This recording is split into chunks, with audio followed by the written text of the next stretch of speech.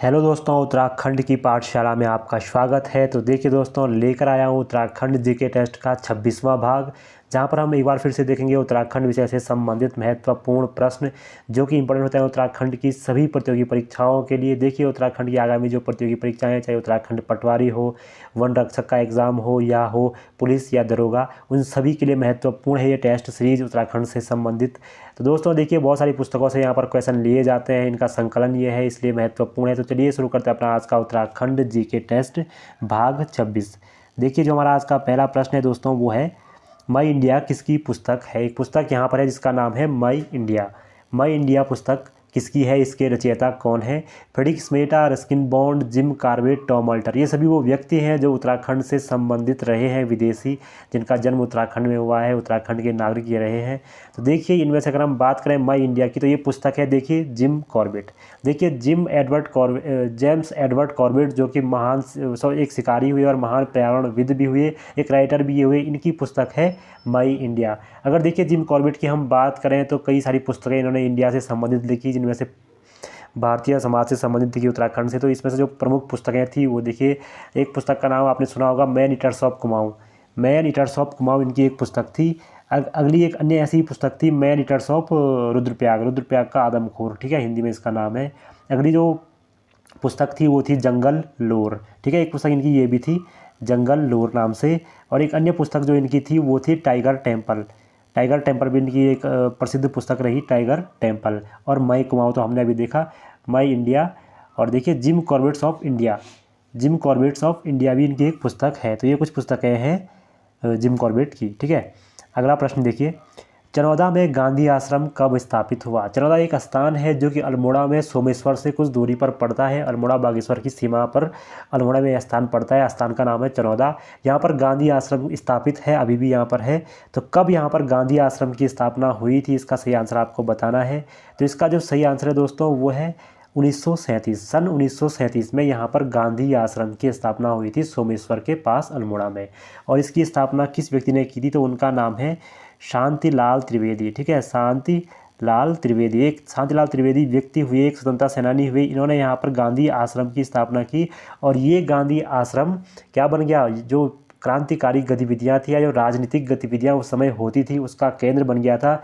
राजनीतिक जो उस समय के लोग थे, आंदोलनकारी थे, उनका केंद्र बन चुका था। इसलिए हुआ क्या कि 2 सितंबर 1942 को, ठीक है, 2 सितंबर 1942 के दिन क्या हुआ, इसे बंद कर दिया गया तत्कालीन कुमाऊं कमिश्नर के द्वारा, ठीक है। 2 सितंबर 1942 को चनौदा आश्रम बंद हुआ, गांधी आश्रम। तो आज भी आश्रम यहाँ पर उपस्थित है, ठीक है। अगला देखिए, ऊपरी गंगा नहर का आधुनिकीकरण कब शुरू हुआ? तो ऊपरी गंगा नहर जो कि उत्तराखंड की सबसे पुरानी नहर है, जिसका निर्माण 1852 से 58 के आसपास हुआ था। तो इस ऊपरी गंगा नहर का देखिए आधुनिकीकरण कब हुआ, इस पर दोबारा इसका पुनर्निर्माण कब हुआ? 1842 से 1854 के बीच ये बनी थी, ठीक है। 1842 से 1854 पर गंगा पर इसे बनाया गया था, ऊपरी गंगा नहर सिंचाई के लिए, ठीक है। तो इसका आधुनिकीकरण का जो वर्ष है, इसका सही आंसर आपको बताना है, और वो है 1983 ईस्वी। 1983 ईस्वी में ऊपरी गंगा नहर का आधुनिकीकरण हुआ था, ठीक है। अगला प्रश्न देखिए, राज्य का सबसे कम नगरीकृत जिला है। तो जो अगर जनगणना के हिसाब से देखें तो राज्य का जो सबसे कम नगरीकृत जिला है उत्तराखंड का, वो कौन सा रहा है 2011 के अनुसार? तो इसका सही आंसर आपको बताना है। तो सबसे कम जो नगरीकृत जिला राज्य का है दोस्तों, वो है बागेश्वर। देखिए, बागेश्वर में सिर्फ 3.49% क्षेत्र ही नगरीकृत है। मतलब इसका अर्थ है कि वहाँ पर 96.51% क्षेत्र ग्रामीण क्षेत्र है, ठीक है। अगर हम देखें अगर हम सर्वाधिक की बात करें तो सर्वाधिक जो नगरीकृत जिला है वो है, देखिए, देहरादून। देहरादून की बात करें तो 55.52, मतलब 55.52% ये क्या है, नगरीकृत जिला है। सर्वाधिक नगरीकृत उत्तराखंड का जिला है देहरादून। जबकि दूसरे नंबर पर जो नाम आता है वो आता है नैनीताल का। और सबसे कम नगरीकृत जिला हमने देखा बागेश्वर है, लेकिन सबसे कम नगरीकृत में दूसरे नंबर पर जो आता है वो है, देखिए, अपना रुद्रप्रयाग की जो नगरीय क्षेत्रफल है, तो वो है सिर्फ 4.10%, सिर्फ इतना ही शहरी क्षेत्र है रुद्रप्रयाग में भी, ठीक है। अगला प्रश्न देखिए, अगला प्रश्न है, लक्ष्मण गंगा नदी किस अफवाह तंत्र का भाग है? एक नदी है लक्ष्मण गंगा, ये उत्तराखंड की अफवाह तंत्रों में से किस नदी अफवाह तंत्र का हिस्सा है? भागीरथी, अलकनंदा, यमुना या टोंस? तो देखिए इसका जो सही आंसर यहाँ पर होगा अलकनंदा, जो उपतंत्र है उसका हिस्सा है लक्ष्मण गंगा नदी। अगर हम लक्ष्मण गंगा नदी की बात करें तो इसका जो उद्गम होता है वो होता है हेमकुंड साहिब से, ठीक है। हेमकुंड जो साहिब झील है, जिसे हम झील लोकपाल भी कहते हैं, जो लोकपाल झील है वहाँ से इसका उद्गम होता है। इसे लक्ष्मण गंगा इसलिए कहा जाता है क्योंकि यहीं पर एक लक्ष्मण जी का मंदिर भी है हेमकुंड साहिब गुरुद्वारे के साथ साथ, ठीक है। ये लक्ष्मण गंगा देखिए, लक्ष्मण गंगा जब हेमकुंड से निकलती है तो ये एक जगह पर पहुँचती है जिसका नाम है घांगरिया। जो घांगरिया है यहाँ पर इसमें एक नदी आकर मिलती है, घांगरिया में इसको एक नदी आकर मिलती है, वो नदी है कौन?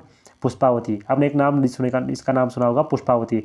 पुष्पावती नदी लक्ष्मण गंगा में आकर मिलती है घांगरिया नामक स्थान पर। ये पुष्पावती जो निकलती है ये फूलों की घाटी से निकलती है, पुष्पतोया ताल वहाँ पर स्थित है, वहाँ से निकलती है और घांगरिया में आकर लक्ष्मण गंगा में मिलती है। अगर हम लक्ष्मण गंगा की बात करें तो इसका एक जो अन्य नाम है वो हेम गंगा भी है, ठीक है। हेम गंगा इसको इसलिए कहते हैं कि हेमकुंड साहिब से निकलती है तो हेम गंगा भी इसको कहते हैं। और ये जो हेम गंगा या लक्ष्मण गंगा है ये गोविंद घाट नामक स्थान पर, जो गोविंद घाट है वहाँ पर अलकनंदा में मिल जाती है, ठीक है, गोविंद घाट में। तो कुल मिला के ये है लक्ष्मण गंगा का अफवाह, मतलब जो अफवाह क्षेत्र है। अगला देखिए, हिवैट संस्कृत पाठशाला और प्रताप हाई स्कूल की स्थापना किसने की? टिहरी रियासत की बात हो रही है, वहाँ पर जो हिवैट संस्कृत पाठशाला थी और प्रताप हाई स्कूल था उसकी स्थापना किस व्यक्ति ने की थी? तो इसका जो सही आंसर यहाँ पर है, उसका सही आंसर यहाँ पर है, देखिए इन 4 टिहरी रियासत के शासकों में से कीर्ति शाह। देखिए जो कीर्ति शाह थे टिहरी रियासत के शासक, उन्होंने हिवैट संस्कृत पाठशाला और प्रताप हाई स्कूल की स्थापना की थी, ठीक है। कीर्ति शाह की बात करें तो कीर्ति शाह देखिए कंपेनियन ऑफ इंडिया एक उपाधि इनके पास थी 1898 से 1898 में इनको एक उपाधि मिली थी, अंग्रेजों ने इन्हें एक उपाधि दी थी। उपाधि का नाम था क्या? कंपेनियन ऑफ इंडिया, ठीक है, कंपेनियन ऑफ इंडिया थे ये, ठीक है। अगली इनको एक नाइट कमांडर की उपाधि भी दी थी 1901 में अंग्रेजों ने, नाइट कमांडर थे, ठीक है, नाइट कमांडर। अब देखिए अगर इनकी हम बात करें तो इनके समय में जो कुछ खास कार्य हुए, इनके समय में जो कुछ खास कार्य हुए वो थे, देखिए टिहरी में नगर पालिका की स्थापना हुई थी कीर्ति शाह के समय, नगर पालिका टिहरी में बनी थी और हिंदी के टाइपराइटर का आविष्कार किया था कीर्ति शाह ने, इसलिए ये प्रसिद्ध भी रहे थे, ठीक है। तो ये है कीर्ति शाह। अगला प्रश्न देखिए, ऋषिकेश श्रीनगर रुद्रप्रयाग किस राष्ट्रीय राजमार्ग पर स्थित हैं? तो देखिए जो यहाँ पर राजमार्गों की संख्या दी गई है वो है नए राष्ट्रीय राजमार्ग। जो नए राष्ट्रीय राजमार्ग हैं, जैसे पहले NH 58 हुआ करता था लेकिन अब बदल गया है, तो इसलिए कुछ नए राजमार्ग से एक क्वेश्चन है। तो यहाँ पर देखिए जो ऋषिकेश श्रीनगर रुद्रप्रयाग नए राष्ट्रीय राजमार्ग के अनुसार किस राजमार्ग पर स्थित हैं? तो देखिए जो NH 07 है, NH 07 जो राष्ट्रीय राजमार्ग है उस पर स्थित है ऋषिकेश श्रीनगर और रुद्रप्रयाग, जो कि बद्रीनाथ तक जाता है, ठीक है, बद्रीनाथ जाने वाला मार्ग है ऋषिकेश से, तो यह है NH 07। अगर हम बात करें केदारनाथ जाने वाले मार्ग की तो वो है NH 107, ये केदारनाथ के लिए जाता है।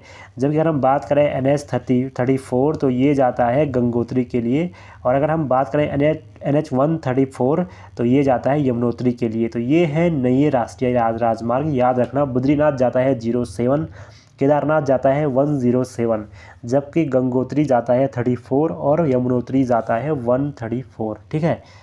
अगला प्रश्न देखिए, राज्य के कितने ज़िलों में रेल पथ है?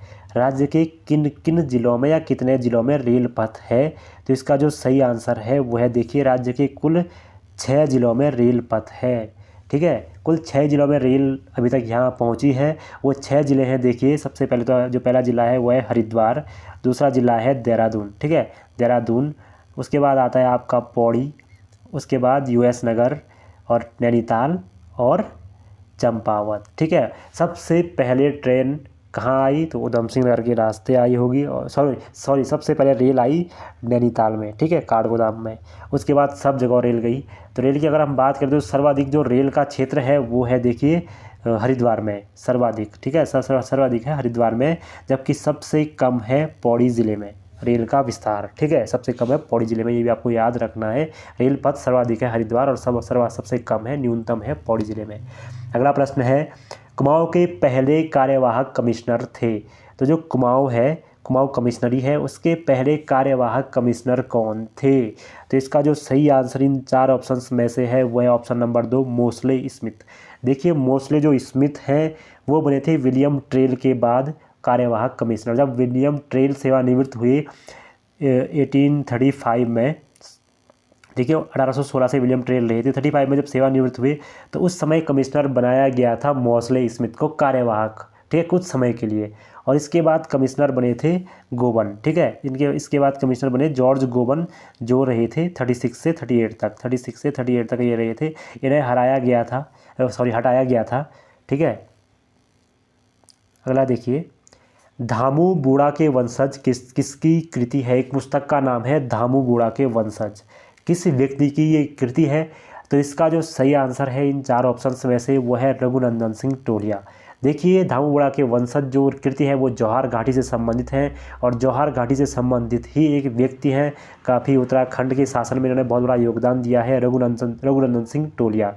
देखिए इनकी पुस्तक है धामू बूढ़ा के वंशज। ये रहे हैं उत्तराखंड के पहले सूचना आयुक्त, ठीक है, ये थे रघुनंदन सिंह टोलिया। इनकी अगर पुस्तकों की हम बात करें तो इनकी कौन कौन सी पुस्तकें रही हैं, तो आर.एस. टोलिया भी हम इन्हें कहते हैं, ठीक है, आर.एस. टोलिया। इनकी जो पुस्तकें रही हैं, देखिए नाम सुनिए, मैं लिखूंगा नहीं, तो नैन सिंह अध्यापक सर्वेक्षक व प्रशिक्षक, नैन सिंह रावत पर इनकी एक पुस्तक आई थी। दो पुस्तकें इनकी नैन सिंह रावत पर आई थी, नैन सिंह अध्यापक सर्वेक्षक व प्रशिक्षक। दूसरी थी नैन सिंह रावत एवं जौहर का इतिहास, ठीक है, दो नैन सिंह रावत पर ही थी। इसके बाद जो उत्तराखंड पर इनकी पुस्तकें आई थी वो आई थी ब्रिटिश कुमाऊं गढ़वाल, ठीक है, 2 भागों में ब्रिटिश कुमाऊं गढ़वाल। इसके बाद देखिए लिखिए उत्तराखंड 15 ईयर ऑफ डेवलपमेंट, एक अन्य पुस्तक आई थी उत्तराखंड 15 ईयर ऑफ डेवलपमेंट, इनकी एक पुस्तक। और एक अन्य प्रसिद्ध पुस्तक थी पटवारी घराट और चाय, ठीक है, पटवारी घराट और चाय। तो बहुत ज़्यादा इन्होंने उत्तराखंड के डेवलपमेंट पर लिखा, शासन प्रशासन पर लिखा, तो ये उनकी कुछ पुस्तकें हैं, आप इन्हें फिर से सुन के लिख सकते हैं, ठीक है। अगला प्रश्न देखिए, अगला प्रश्न है गुणादित्य सूर्य मंदिर किस स्थान पर स्थित है? एक सूर्य मंदिर यहाँ पर है, नाम है गुणादित्य सूर्य मंदिर, किस स्थान पर स्थित है? इसका जो सही आंसर आपको बताना है, तो इसका जो सही आंसर यहाँ पर है अल्मोड़ा ज़िले में स्थित है गुणादित्य सूर्य मंदिर। अगर हम गुणादित्य सूर्य मंदिर की बात करें तो अल्मोड़ा में स्थित है। अल्मोड़ा एक प्रसिद्ध सूर्य मंदिर और है जिसका नाम है कटारमल सूर्य मंदिर, जो कि अल्मोड़ा में उत्तराखंड शैली का एक बहुत बड़ा मंदिर है, ठीक है, राजा कटारमल द्वारा बसाया गया ये मंदिर है। अगर हम बात करें कुछ अन्य मंदिरों की, तो वहाँ पर द्वाराहाट में एक मूर्ति अन्य मिली है अल्मोड़ा में, जिसको हम कहते हैं बूढ़धारी सूर्य मूर्ति, ठीक है, या मंदिर भी हम इसे कभी कभी कहते हैं। तो बूढ़धारी जो सूर्य मूर्ति हमें प्राप्त हुई है वो मिली है अल्मोड़ा से, ठीक है, द्वाराहाट अल्मोड़ा से। जबकि देखिए बूढ़ चौलाधारी एक अन्य सूर्य मूर्ति हमें मिली है, बूढ़ चौलाधारी सूर्य मूर्ति। तो बूढ़ जो चौलाधारी सूर्य मूर्ति है वो हमें मिली है गोपेश्वर मंदिर के गर्भगृह से, ठीक है, गोपेश्वर का जो गोपीनाथ मंदिर है उसके गर्भगृह में स्थित है बूढ़ चौलाधारी सूर्य मूर्ति, जबकि बूढ़धारी सूर्य मूर्ति है द्वाराहाट अल्मोड़ा में, ठीक है, ये भी याद रखिएगा। अगला प्रश्न है टिहरी रियासत में कुल कितने भूमि बंदोबस्त हुए? तो टिहरी शासन जो कि 1815 से शुरू हुआ और 1949 में ये समाप्त हुआ, तो इसमें कुल कितने भूमि बंदोबस्त हुए थे? तो इसका जो सही आंसर है वो है 5। देखिए 5 कुल भूमि बंदोबस्त हुए थे टिहरी रियासत में। अगर हम बात करें भूमि बंदोबस्त की, जो पहला भूमि बंदोबस्त हुआ था वो हुआ था 1823 में। 1823 में सुदर्शन शाह का समय था, उस समय हुआ था पहला भूमि बंदोबस्त। दूसरा हुआ था भवानी शाह के समय 1860 में, ठीक है, 1860 में। जबकि तीसरा हुआ था प्रताप शाह के समय 1873 में, ठीक है। और चौथा जो बंदोबस्त हुआ था वो हुआ था कीर्ति शाह के समय 1903 में। और अंतिम जो भूमि बंदोबस्त था वो हुआ था नरेंद्र शाह के समय 1924 में, ठीक है। पहला जो हुआ 1823 सुदर्शन शाह के समय, दूसरा हुआ था भवानी शाह के समय 1860 में, तीसरा हुआ प्रताप शाह के समय 1873 में, चौथा हुआ था कीर्ति शाह के समय 1903 में, और पांचवा हुआ था नरेंद्र शाह के समय 1924 में। कुल 5 भूमि बंदोबस्त टिहरी रियासत के अंतर्गत हुए थे, ठीक है। अगला प्रश्न देखिए कुमाऊं का अंतिम गोरखा सूबा कौन था? तो देखिए गोरखा सूबा अर्थात सूबेदार। तो कुमाऊं में सूबेदार के पद पर रहने वाला अंतिम गोरखा कौन था? कुमाऊं जो गोरखा शासन था उसका अंतिम सूबा कौन था? तो इसका जो सही आंसर इन 4 ऑप्शंस में से है, देखिए वो है बमसा चौतरिया। बमसा चौतरिया ही वो व्यक्ति था जिसके अंडर में लाल मंडी किला अंत में रहा था और लाल मंडी किले को विजित किया था 1815 में अंग्रेज़ शासकों ने, तो यही वो शासक था या सूबा था जो अंतिम गोरखा सूबा हुआ करता था। अगर पहले गोरखा सूबा की बात करें जो कुमाऊं में रहा था 1890 की जीत के बाद, 1790 के बाद सॉरी, जब कुमाऊं में जीत हुई थी गोरखों की 1790 में, वो था देखिए जोग मल्ला शाह। ठीक है, जोग मल्ला शाह ही पहला गोरखा सूबा था और अंतिम था बमशाह चौधरी। ठीक है, अगला प्रश्न देखिए, उत्तराखंड में तितली पार्क कहाँ पर स्थित है? तो इन चार ऑप्शंस में से कौन सा वो स्थान है जहाँ पर उत्तराखंड में तितली पार्क स्थित है? तो इसका जो सही आंसर है वो है देखिए ऑप्शन नंबर 3, लच्छीवाला देहरादून में स्थित है तितली पार्क। ठीक है, लच्छीवाला देहरादून एक स्थान है, लच्छीवाला देहरादून का, वहाँ पर स्थित है तितली पार्क। पर देखिए अगर तितली संग्रहालय की बात करें तो तितली संग्रहालय जो उत्तराखंड में था वो था भीमताल में। ठीक है, भीमताल में था तितली संग्रहालय, और इसको बनाया था आप जानते हैं फ्रेडरिक स्मेटा जो एक व्यक्ति थे, उन्होंने इस संग्रहालय को बनाया था। यहाँ पर 550 से अधिक तितलियाँ इनके पास इनके संग्रहालय में मौजूद थी भीमताल में, फ्रेडरिक स्मेटा के द्वारा। ठीक है, अगला देखिए, हेमवती नंदन बहुगुणा द्वारा लोकतांत्रिक समाजवादी पार्टी की स्थापना कब की गई? बहुत प्रसिद्ध व्यक्तित्व हैं उत्तराखंड के हेमवती नंदन बहुगुणा। गढ़वाल विश्वविद्यालय का नाम इनके नाम पर रखा गया है। देखिए एक प्रमुख व्यक्तित्व रहे हैं उत्तराखंड के उत्तर प्रदेश के मुख्यमंत्री रहे हैं 2-3 बार। तो देखिए हेमवती नंदन बहुगुणा ने अपना जो राजनीतिक सफ़र था उसके मध्य में एक बार लोकतांत्रिक समाजवादी पार्टी की गठन किया था। तो कब ये गठन किया था उन्होंने? तो 1979 का समय था जब हेमवती नंदन बहुगुणा ने ये कार्य किया था, जब एक अलग पार्टी बनाई थी। देखिए उत्तर प्रदेश के सीएम रहे थे 1973 में। उनकी एक पुस्तक है इंडियनाइज हम। ठीक है, इंडियनाइज हम इनकी एक पुस्तक है, इसे भी याद रखिएगा। ठीक है, अगला प्रश्न देखिए, किस ज़िले में प्राकृतिक झीलों की संख्या सर्वाधिक है? तो उत्तराखंड का कौन सा जिला है जहाँ पर सर्वाधिक प्राकृतिक झीलें हैं जो कि हिमालय में होती हैं?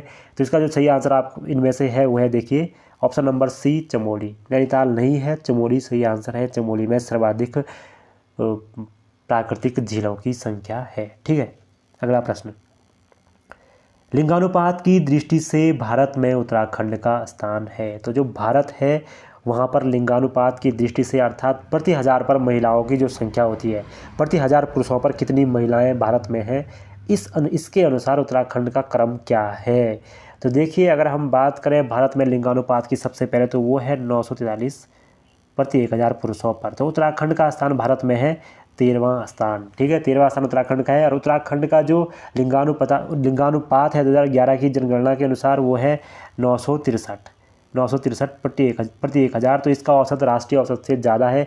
अगर उत्तराखंड में भी सर्वाधिक की बात करें तो सर्वाधिक में था अल्मोड़ा का औसत। अल्मोड़ा में देखिए 1139 महिलाएं कुल 1000 पुरुषों पर थी, जबकि दूसरा स्थान था रुद्रप्रयाग का, जहां पर देखिए 1114 के आसपास ये महिलाएं कुल 1000 पुरुषों पर महिलाएं थी। और जो सबसे सर्वाधिक कम जिसका स्थान है वो है देखिए हरिद्वार, जहां पर 880 महिलाएं ही कुल है 1000 पुरुषों पर। ठीक है, बहुत कम हरिद्वार का है।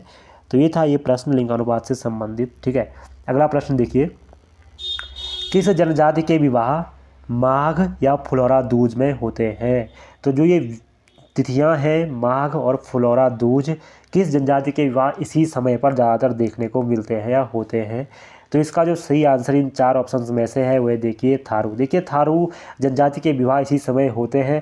अगर बात करें थारू जनजाति की कुछ विवाह प्रथाओं की, तो इनमें जो विवाह प्रथाएं इनकी होती है देखिए कुछ नाम इनके हैं। जैसे एक विवाह प्रथा है पक्की पौड़ी, विवाह से संबंधित एक प्रथा है पक्की पौड़ी, जिसका अर्थ होता है विवाह तय होना। जब दोनों पक्ष विवाह तय करते हैं तो इसे पक्की पौड़ी कहा जाता है। अपना पराया कहा जाता है सगाई रस्म को। ठीक है, अपना पराया कहते हैं ये सगाई की रस्म को। ठीक है, अगर बात करें ये एक अन्य बात कहते हैं बात कट्टी जो ये शब्द का प्रयोग करते हैं वो करते हैं ये विवाह की तिथि जब निश्चित होती है, तिथि जब निश्चित हो जाती है, इसलिए इसे कहते हैं बात कट्टी। और इनमें एक और चीज़ देखने को मिलती है वो होता है चाला। देखिए विवाह के समय जो दुल्हन होती है वो कुछ समय तक अपने ससुराल नहीं जाती है, 3-4 महीने बाद ससुराल जाती है। तो इसे हम कहते हैं चाला, जो कि देखिए शायद जैसे गौना होता है बिहार उत्तर प्रदेश में, उसकी तरह होता है चाला भी एक प्रथा। ठीक है, अगला और अंतिम प्रश्न आज का है, राठ क्षेत्र किस जिले में स्थित है? तो राठ क्षेत्र देखिए आर्थिक, सामाजिक और शैक्षिक रूप से पिछड़ा हुआ क्षेत्र माना जाता है राठ क्षेत्र। तो किस ज़िले में स्थित ये क्षेत्र है? तो इसका जो सही आंसर है वो यहाँ पर नहीं है ऑप्शन में। इसका जो सही आंसर है इन 4 ऑप्शन में नहीं है।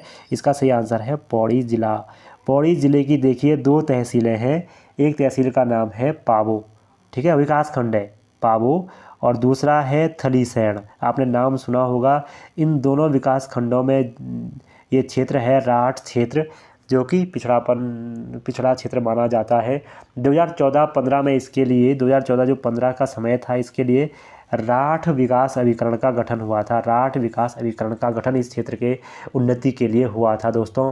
तो दोस्तों ये थे हमारे आज के उत्तराखंड सामान्य ज्ञान से संबंधित प्रश्न, जो कि आपको बहुत ज़्यादा हेल्प करेंगे आगामी किसी भी उत्तराखंड से संबंधित एग्ज़ाम में। हमने पूरी डिटेल में आपको ये प्रश्न और उनके आंसर यहाँ पर समझाए। जुड़े रहिए दोस्तों, धन्यवाद।